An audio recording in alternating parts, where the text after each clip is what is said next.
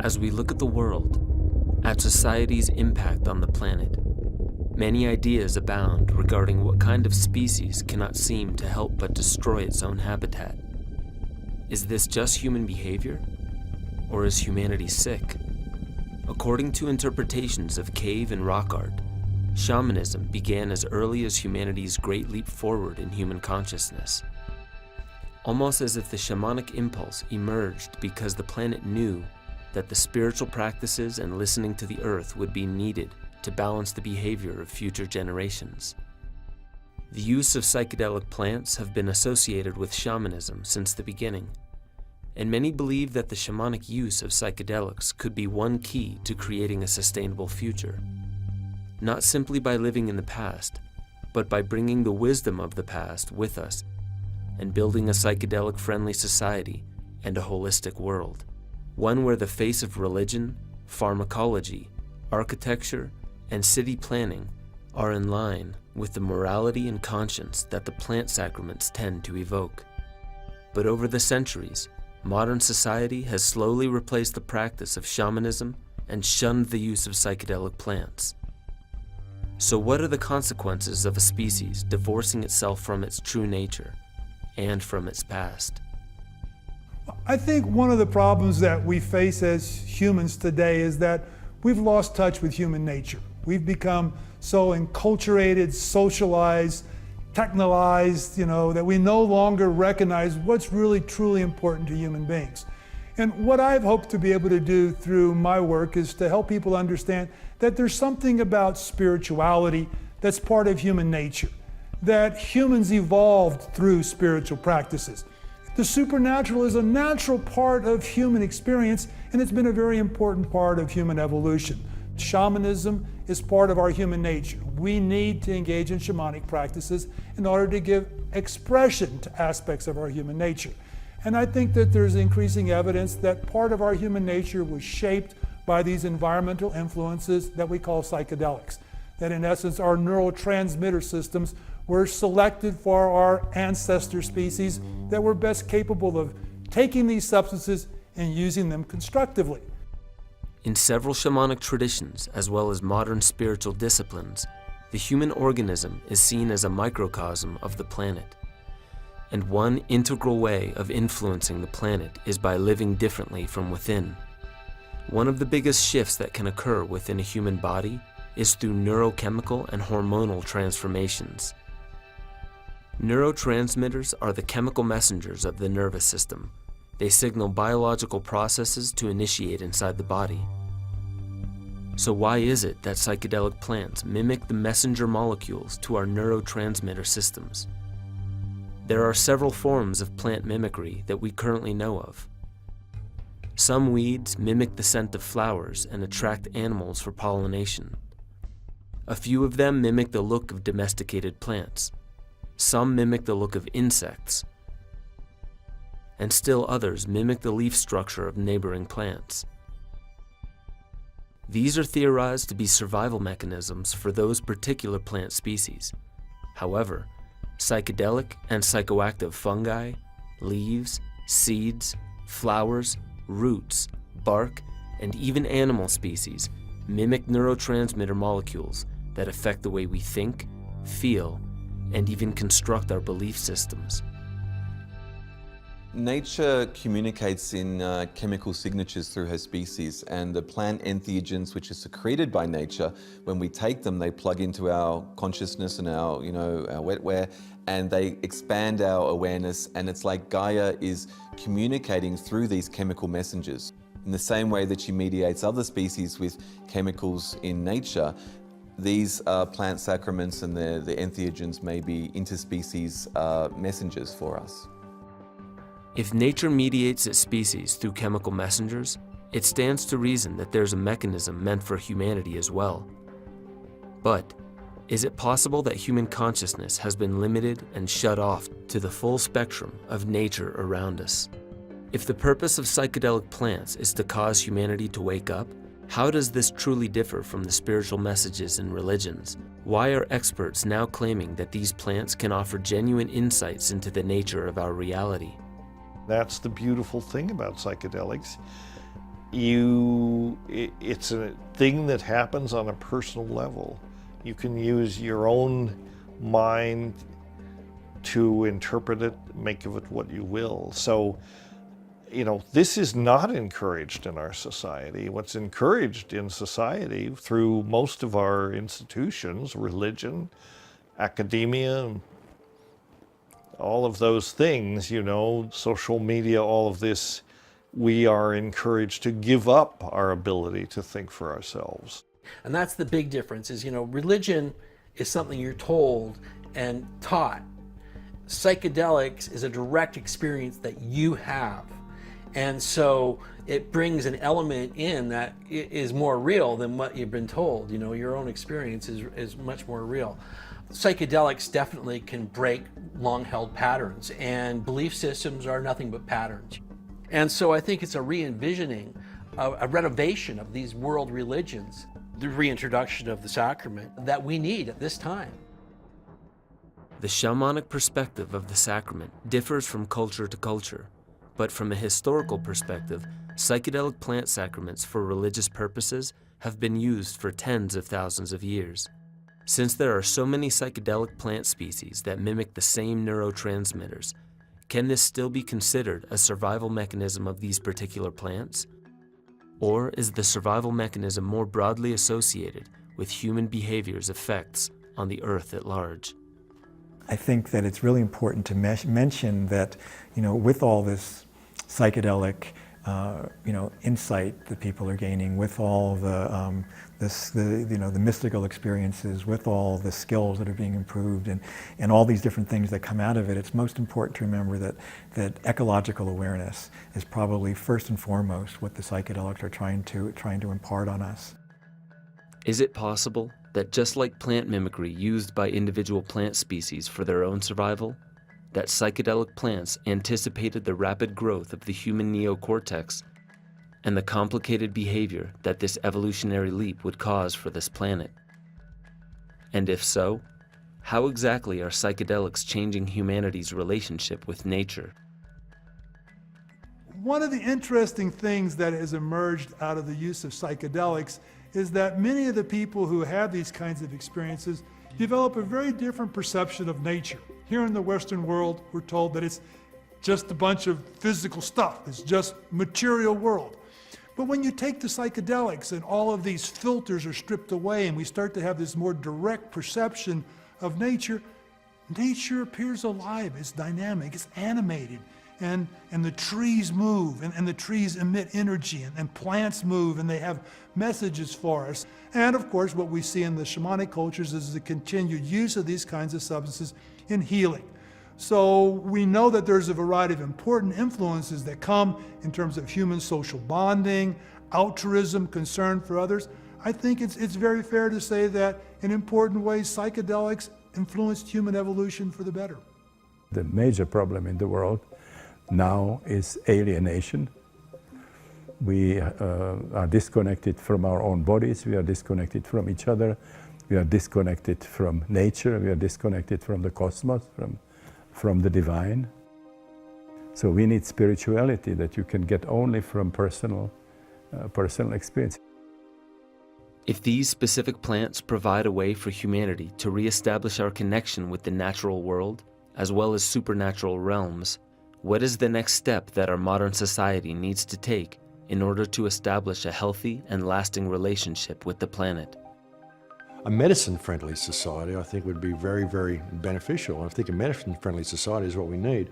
I think the fact that we have banned these medicines and replaced them with pharmaceuticals is what has led to so many problems. I think if we were taught these traditions early and we were allowed to use these medicines, we would not have this dysfunctional society. We wouldn't have this massive amount of sickness. These aren't drugs, they're medicines like any other medicines that you get from any other plant that can heal yourself in different ways. Only these can heal you in psychological ways and spiritual ways. People that have gone through 30, 40 years of psychotherapy can go and drink ayahuasca once and get more benefit than 30 or 40 years of psychotherapy. As these plants seem to bring the user's awareness directly into the heart of the issue, to face it head-on, the current drugs on the market within psychiatry, while useful and effective on some levels, only dull or reduce the symptoms, which brings the patient even farther away from actively engaging with the root of what they're attempting to resolve. The psychiatry as a field of medicine is really, and even psychiatrists in that field will tell you, like, you know, I can't do anything, the drugs are not that good, we don't have anything new. And so the psychedelics come in and they sort of just blow that all up. I think it will sort of resurrect psychiatry. Were it to be approved, and that could occur any time from, 2 to 10 years, were it to be approved, I would envision it initially to be approved under very restricted conditions, where psilocybin perhaps would be held by a single central pharmacy and would be dispensed to specialized therapeutic centers with people who are trained in psychedelic psychotherapy. I think they will have their therapeutic uses, but I think the idea to just have places where you can go and have the experience in a safe environment and focus on the experience with people there who can help you facilitate it, whether you call them shamans or psychotherapists or some combination of that, doesn't really matter. The point is they're facilitators more than anything else, but they enable you to have a rich experience. These seemingly new approaches to psychiatry and pharmacology are actually throwbacks to a more ancestral method of mental health. In a historical context, modern psychiatry and medicine has taken over in the blink of an eye, with brand new drugs, brand new methods, and a form of historical amnesia. It is this conventional mindset that has caused for groups like MAPS to increase awareness of the potential benefits of psychedelics through the scientific method. Many other groups are also spreading this awareness, but few of them are willing to interface with federal agencies in order to move this research forward. Founder of MAPS, Rick Doblin, has waded through the laundry list of gripes about the current pharmaceutical paradigm in order to increase transparency, circumvent conflicts of interest, and more. The key thing about the benefit corporation is that it's not about maximizing profits, it's about maximizing social benefit. And the only investor in the for-profit benefit corporation is the nonprofit MAPS. So that's our structure. So we're going to be focusing just on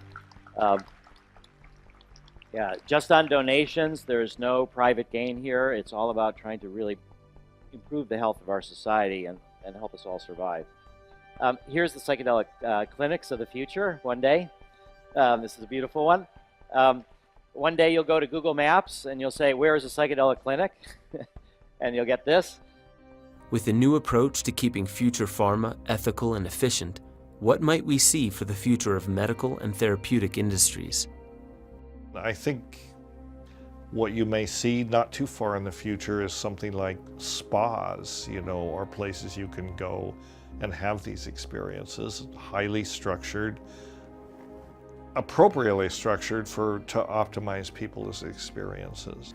I see a future where they're fully integrated into our society, or at least in some societies of the world, that there are psychedelic facilitators that are supporting people in big healing and awakening experiences. But I also see them being used in scientific inquiry, technical advancements, advanced creative problem solving, and that sort of thing. So I like to see them as being instrumental in moving our future forward in a positive direction.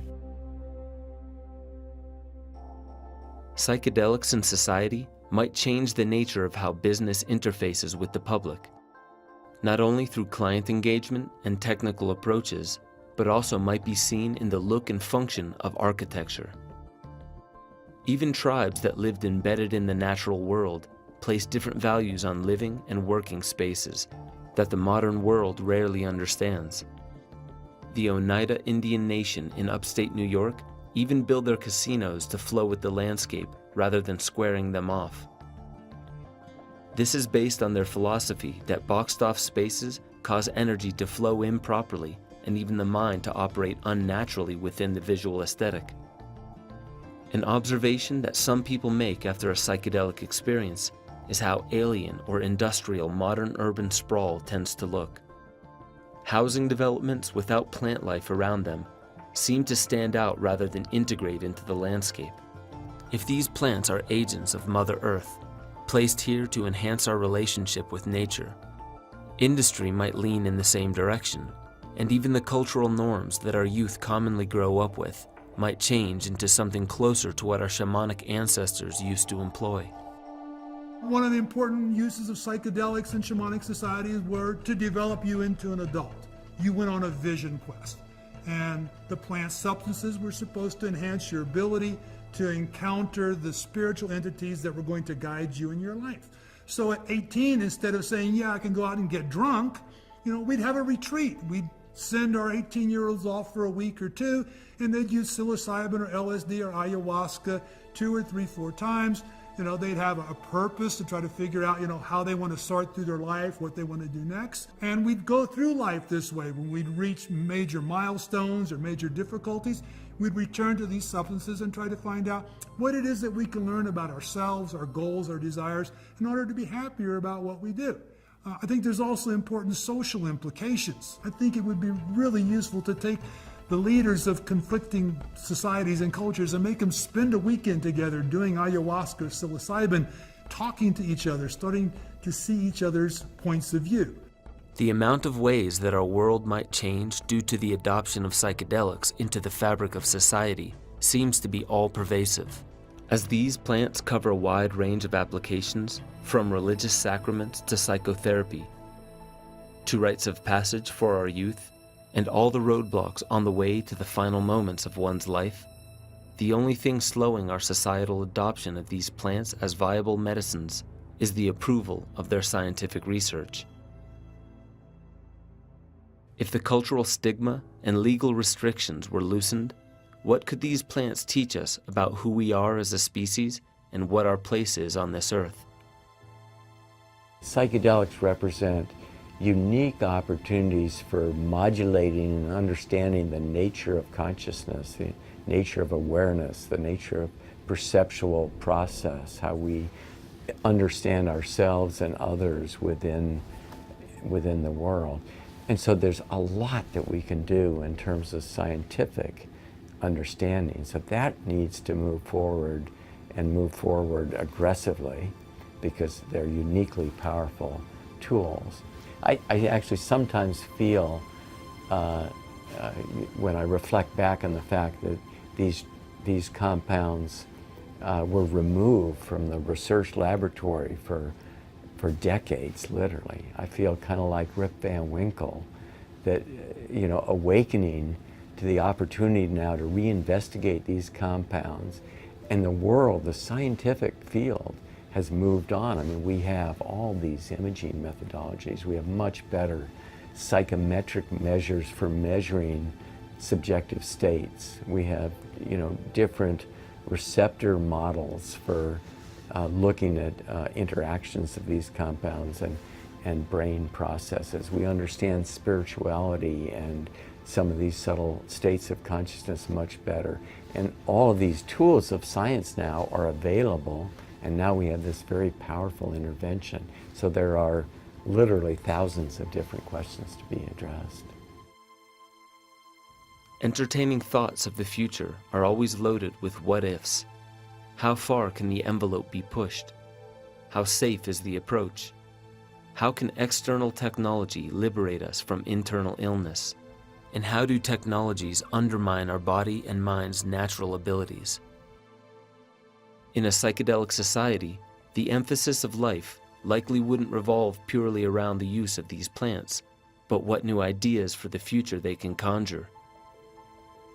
One highly debated topic in the information age is the future of mankind's integration with technology and where it may lead us. As new discoveries of neurophysiology come to light, what advancements might we see in the near future?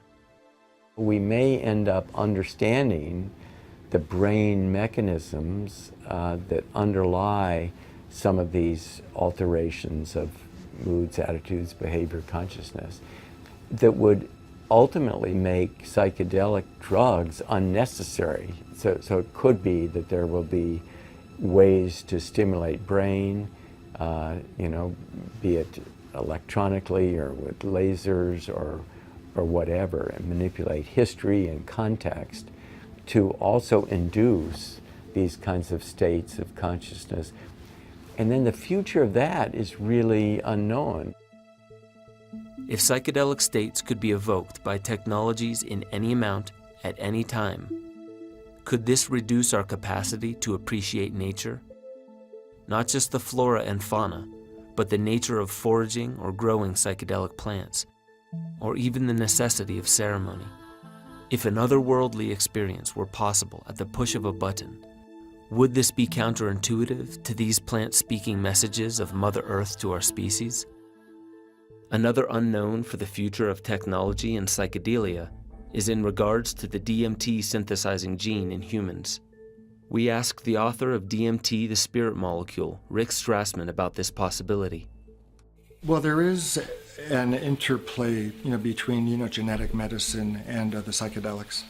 And I think in, one case it would be with respect, to the psychedelics that the body makes on its own. And I think we're just beginning to learn about the genetic regulation of DMT synthesis, which I think will be very important. What conditions turn it on, what turn it off, are there variants? Are there other influences which would modify the synthesis of endogenous or naturally occurring DMT? For example, if you get an infection, certain genes get turned on, to make antibodies and activate the T cells and whatnot. So that's called the genetic regulation of antibodies or antibody synthesis at the gene level.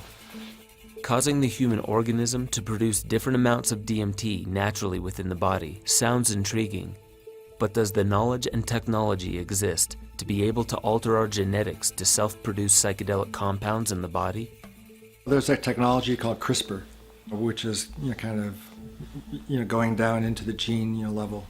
They've characterized the gene, that makes the the enzymes that are responsible for the formation of DMT. You could engineer a rodent, let's say, to not have any DMT synthesized, or you can modify a rodent, perhaps it's not known yet, to produce DMT.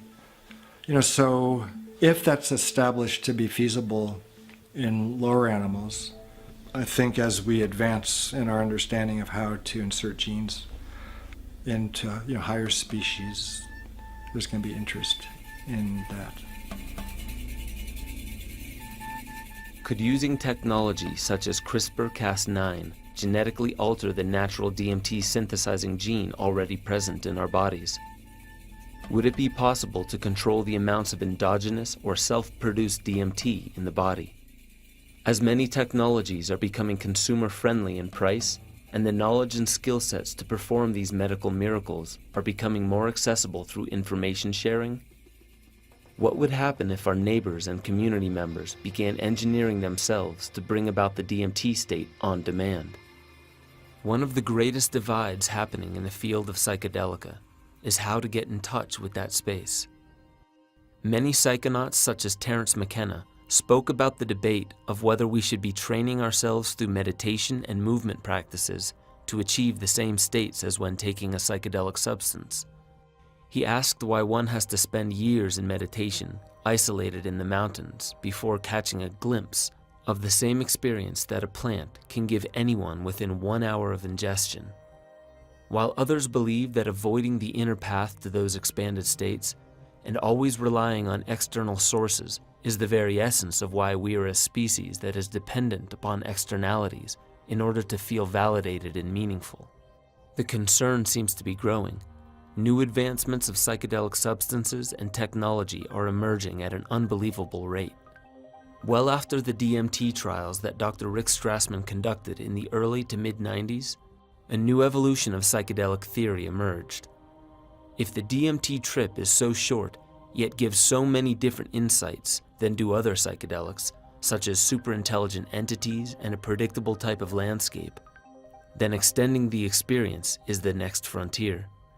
neurobiologist Andrew Gallimore began seeing how possible this process is and began developing the formula and protocol in order to establish a reliable process for communication with this other world and the beings therein.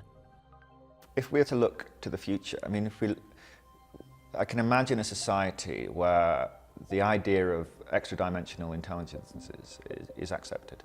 A society where it is normal for someone to enter a psychedelic state and to receive information from beings from another reality. I mean, this is radical stuff, you know, for modern, rational kind of human. The idea that there are intelligences beyond this reality is extraordinary.